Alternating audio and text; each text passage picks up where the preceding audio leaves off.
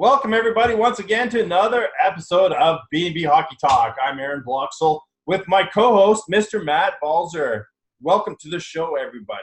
Matt, welcome. It's been a week since we've been on. Not a whole lot's happened, but you know what? Let's start off right away with the Minnesota Wild today signing and getting their new general manager in place, and he wasted no time in signing his first player. And it worked out perfectly because we dropped our Minnesota Wild season preview today, so I was pretty happy about it. A little more buzz there, but yeah, the Minnesota Wild agreed to terms with Bill Guerin, hiring him as their new general manager. Guerin had been the assistant general manager with the Pittsburgh Penguins since 2014. Talk about a guy that brings a ton of success. He won 2 Stanley Cups on the ice and 2 Stanley Cups off the ice. And he was actually a runner-up for the Minnesota Wild GM job before they hired Paul Fenton the year before. You're probably regretting that, I'm sure. He wasted no time. He signed Joel Eriksson Ek today to a 2-year, $2.98 million deal with a $1.49 million average. He had 14 points in 58 games last year, and he's actually one of the few younger guys that the Wild have in their lineup. And I see him as their third line center because outside of Eriksson Ek, Ryan Donato, Jordan Greenway, and Kevin Fiala, it's all guys sort of in their late 20s or in their 30s. So the Wild desperately need guys like Eriksson Ek in their lineup. So I'll be intrigued to see what Guerin does, because with all the vets in that lineup, you need to find a way to sort of move a couple of guys out and bring some other guys in. And the other big thing will be getting Jared Spurgeon to a contract extension with 1 year on his deal left. Other signings this week, probably there's more than a handful, but not a whole lot to write home to. But again, some of them were today, so timing was perfect. Why don't you start us off and go through that list? Yeah, so the biggest one was Colin White with the Ottawa Senators. He signed a 6-year, $28.5 million deal with a $4.75 million cap hit. He had 14 goals and 41 points in 71 games last year in his first full season in the NHL. It looks like he'll actually be the Senators' top-line center this season, and he's actually the first of the Ottawa's young players to actually sign long-term with the Senators. So good news there. It's not another young guy that wants to leave as soon as he's eligible. But yeah, good news there. The New York Islanders signed Derek Brassard to a 1-year, $1.2 million deal. He'll fit in perfectly as a third-line center. He'll replace Valtteri Filppula, who left in free agency to Detroit. Brassard had a bit of a disappointing year last year. He only had 14 goals, 23 points in 70 games. He split the season between Pittsburgh, Florida, and Colorado. So a lot of movement on that front. So hopefully he can find a fit with the Islanders there and sort of get back into that 40, 50-point range that he's been throughout his career. Also, the Colorado Avalanche signed out Valeri Nichushkin to a 1-year, $850K deal. This is a low-risk, potentially high-reward deal for the Avalanche. Nichushkin, he came back over from a couple seasons in the KHL, only got into 57 games with the Dallas Stars and only had 10 assists and also 0 penalty minutes. So he wasn't making much of an impact there, but he's still young. I think he's only 24 years old, I want to say. And it gives another young option for the Avalanche up front there. And lastly, the New York Islanders made a pair of signings, signing their restricted free agents, Michael Del Cole and Josh Hosang, to new deals. Del Cole is a one-way deal, 2 years, $700K. And he'll be fighting for a spot on their roster, though there's a lot of veterans there that he has to fight over. I think one guy I want to see where exactly they put is Andrew Ladd. I know he's coming off, I believe, the ACL injury, so I'm not sure if he'll be healthy to start the season. But a third-line spot would be a good fit there, but I'm not sure with all the vets that they have that he will. The other guy, Josh Hosang, he's a guy that wants to be in the NHL, and we all know sort of with his attitude or presence that he has off the ice, he's very cocky in the way that he thinks thinks the game, and he has a lot of belief in himself. His is a 1 year, 2-way deal.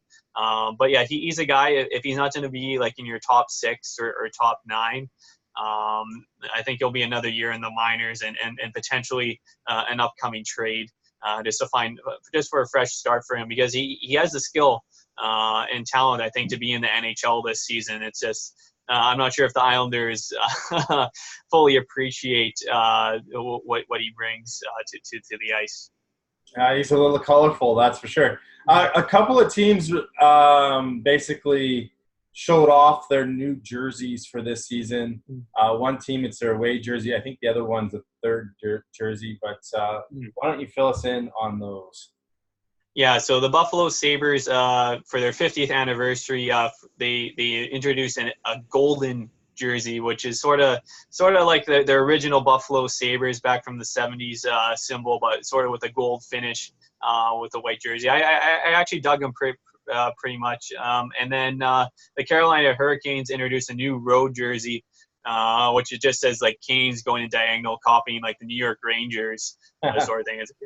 It's sort of like a whatever sort of road jersey. It's like I sort of wish they did something different, but I'm not sure, because I know the Hurricanes owner, he doesn't like wearing the white jerseys that often. So I don't know how many times they'll actually end up wearing those, just because they like the blacks and reds when they can wear them. So, but yeah, there was that. And then the other big off ice news was the Vancouver Canucks agreeing to terms with GM Jim Benning to a 3-year contract extension. And I know both of us, we're on different sides, I think, of this extension. I've had my ups and downs with Jim Benning on things that he's done, but I'll let you start off and get into it. For me, I know I heard that this is a way the Canucks ownership group is telling the league that they're loyal to their guys, because there's a lot of word out there that if they had let Jim Benning go or didn't extend him or left him hanging this year without a contract, that it would be hard for them to get other people. And I think Jim Benning mentioned in his interview that there's more people potentially being hired. And we both think that might be a president of the team, since they never hired one after the departure of Trevor Linden. But for me, I mean, he's had some moves that didn't work out. He's done a lot of moves, though, that have worked out. And really, when he started here, he had a bare cupboard. And I think he's really done a good job at restocking that, because I was looking at their depth chart today, and there's still a lot of players that have some extreme potential to be on the main roster a few years down the road. I know his Louis Eriksson contract's very unpopular, but at the time, in my opinion, when he signed it, that was the going rate for Louis Eriksson and a lot of free agents. A lot of free agents that season never even worked out around the league. Milan Lucic, Andrew Ladd, to name a couple. But the idea behind that was to keep the Sedins happy, hopefully reconnect the international play that the three of them had together. And it just never worked out. But guys like Radim Vrbata did work out in the first season here. He did continue to sign some veterans, like Sam Gagner, that Michael Delzato, that stepped in for a season, but the second season didn't work out for them. But they were guys that he brought in, I think, to really just wait until a lot of this youth was able to develop. And now that guys like Petey and Brock have developed and are here, they're taking it serious and are really starting to bring in some supporting cast, noted this summer by bringing in guys like JT Miller, Michael Furlan, Tyler Myers, Jordy Ben. I think, the Canucks have really changed the look of their team this summer, and I'm really excited to see what they do this year on the ice. Yeah. So I might fall a little bit on the other side, because I thought there was going to be more of a prove it year for Jim Benning after all the acquisitions that he made through trades and free agency. It's like I haven't been a big fan of some of the signings, because like Louis Eriksson, there was some excitement around that time, as you brought up, but that hasn't worked out. But yeah, you brought up well, just some other signings I haven't been a big fan of is a lot of like the lower depth guys to longer term deals. Like you have Jay Beagle and Tim Schaller that I didn't exactly like when he did those. And then Brandon Sutter to that long term deal that he did is like, yeah, it's not the greatest. The draft is like the one area where it's like nobody questions what he's done. He's done some great work, bringing in Brock Besser, Elias Pettersson, Quinn Hughes, just in those first round, and there's some later round draft picks that we're hoping that are going to work out down the road. Well, just to mention, I mean, some of the ones that I see in the cupboard, Jack Rathbone, Jet Wu, just to name a couple of defensemen, and they brought in Tevez and Rafferty. Yeah, I was going to say Bogdan. That's his first name. So they brought in those guys. You got Cole Lind. I mean, his first year as a pro last year. I'm really interested to see what he does this year. You got guys like Todd Colson, who they drafted, and even their second-round pick this year. The name escapes me. It's Hog. Hoglander. Hoglander. That's it. Yeah. They got guys like Tyler Madden and Will Lockwood, and these guys that are starring in university and whatnot right now. You got Mikey DiPietro. They've got a lot of youth that I'm excited about that are going to continue to hopefully make strides towards an NHL roster spot one day. But it absolutely none of that was there when he took over. So I mean, his drafting record speaks for itself. Yeah, my big thing is that I'm happy that he brought up that they'll be adding to the management group, because I think the biggest thing is just giving him the support that he needs to be successful. Just because a lot of his trades and free agent signings haven't been the greatest, and I'm still not sure down the road managing the cap with some of the deals that he's done when they have to re-sign some of their younger players, how they're all going to fit, because like we're still waiting here with Brock Besser unsigned, and they only have about $5 million worth in cap space. And yes, we know Antoine Roussel is going to go on long-term injured reserve, but that's only till December, so that's still only a short-term gap until they have to move some guys. So and there's still a potential of veterans going down to the American Hockey League, where we're hoping Louis Eriksson will take a nice flight to Utica. But yeah, there's still stuff to be done before the season starts, and I'm hoping after the additions to once when they announce the additions to the management group, that I'll be able to make a full decision on where I'm going to sort of land on Jim Benning. But yeah, because like I like some of the moves that he made. I'm not fond of some of the term, like the Tyler Myers deal. I still think what was too long for the type of player that he is.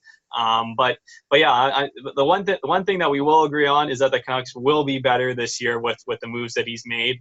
But yeah, I'm still not sure, and I still don't think Jim Benning's the GM in the long term to bring the Canucks to a Stanley Cup and playoff success down the road. So, but yeah, but hey, I could be wrong. That the Canucks actually could do really well, make the playoffs this year, maybe make a bit of noise in the playoffs. But I still don't. I still see them sort of just on the outside going in, and I'm still not sure in the long term that these moves or some of these moves make the Canucks better.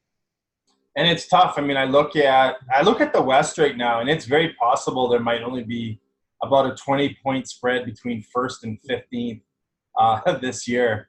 Mm-hmm. It's going to be tight. There's a lot of teams that have got better. There's some of those teams lost some players.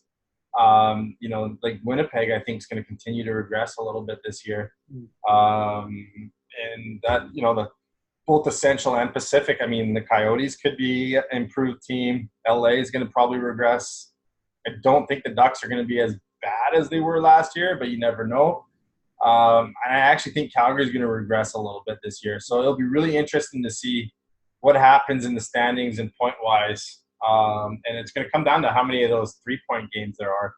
I think that might make a difference this year in the standings for sure. But you also had some news. Let's move on from the Jim Benning stuff. You had some news about the Swedish women's national team as well. We talked about it on the last episode, how they're holding out, trying to get equal pay. Why don't you give us that news and then give us your final thought before we end today's show? Yeah. So, some good news here. New York Rangers center Mika Zibanejad is actually pledging restaurant proceeds towards Swedish women's hockey for the boycott that's going on as they look for equality which the men get. So basically, it's every special Zibanejad burger that's sold at his restaurant. They'll be donating proceeds to the women's national team. So it was great to see an NHL player taking initiative in helping out there. But yeah, that was like the big thing. And of course, the last thing that we'll end on is restricted free agents, the unsigned restricted free agents. There's so many of them right now. It's crazy. Yeah, it's just another week goes by, and it's just like, come on, somebody sign. But yeah, just some updates. Mitch Marner, his camp has had discussions with Zurich in Switzerland that he could potentially be skating with them if he's still unsigned for the start of camp. We saw this with William Nylander last year. He was skating over in Europe.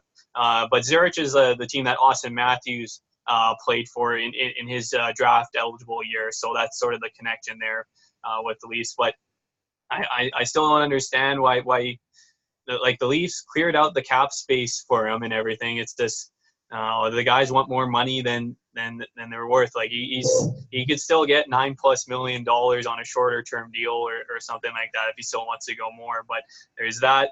Matthew Tkachuk, his agent came out, said that they made an offer in early June to the Flames that they thought was very fair, and they sort of held firm on that, and they still had discussions with the Flames, but it still seems like that early offer in June is where they're sitting at.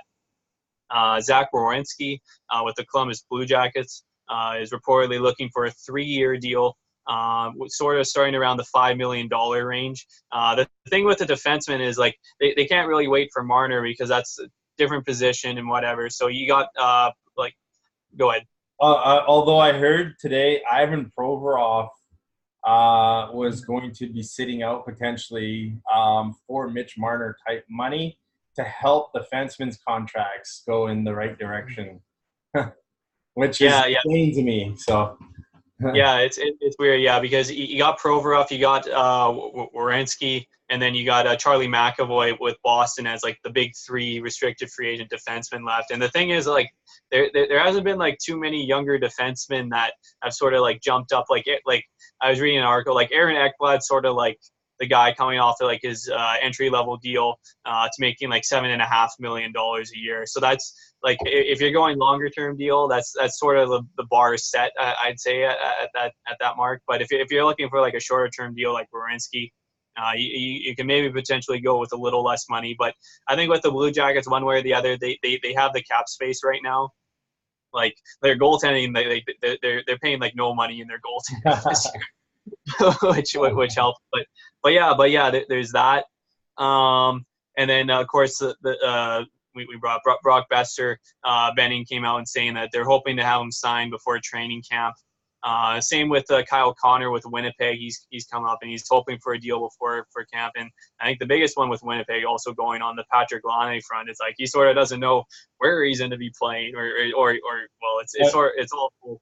I also heard Joe Sakic said that they're close with Mikko Rantanen. Yeah, they're really looking in place before training camp as well. Yeah, they're really looking for a long-term deal. So it's all talk, and then of course the Tampa Bay Lightning with Braden Point, like they have the cap space now and whatever. I think it's just sort of going because I think it might be in that $8-9 million range for Braden Point, which everyone's waiting for Mitch Marner. You're just waiting Marner because like you don't want September to come around and we're still talking about guys unsigned. It's just gonna get it's already tiresome in itself already. But yeah, that's just about it. But a couple other things. Justin Williams is supposedly going to make his decision on it if he's going to retire or return this season by the end of this week, supposedly. So that's something to keep an eye on. And Jesse Puljujarvi, who's still going to sit out until he gets a trade, apparently is eyeing for a top 6 role with his new team right off the bat, which I don't think he'll get that right off the bat, just because of his prior success. But he's sort of like that prospect that could be ruined by going into the NHL too early than he should have been. So, but yeah, we'll keep an eye on that. But yeah, that sort of sums up. Only the Ottawa Senators, I think, have room in their top 6 for him. I know Joe Thornton's close to signing a 1-year deal in San Jose, coming back as a 40-year-old. Go 40-year-olds. Yep. Yeah, that's all I got. You got anything else, or is that it? But yeah, you can still follow our season previews that we've been dropping. We've just been doing them during the week from Monday to Friday. So we are now from the Anaheim Ducks all the way up to the Minnesota Wild today. For you Montreal Canadian fans, that will be tomorrow. So that will be a big one for all our Canadian followers. But yeah, New Jersey Devils, that'll be fun too. They got a definite team for sure. So. But yeah, it's been fun doing those. But yeah, you can follow us on our Facebook page at B&B Hockey Talk for all those previews. But yeah, of course, yeah, the Minnesota Wild were today, and with the big news with Bill Guerin getting hired, you got the extra boost there as well. I'm sorry, New Jersey will be Monday because we got Nashville first. So, anyways, yeah, remember to like and subscribe, follow, comment below. Let us know about what your thoughts are on the restricted free agencies that are going on. And if you're following us on YouTube, hit the subscribe button just down below. Follow us on Facebook, B&B Hockey Talk, and you get all of the up-to-date highlights as well as our depth charts. And soon after the depth charts, we're going to be going into top 10 players as we continue the dog days of summer. Hope you guys have a fantastic week, and we'll see everyone next week.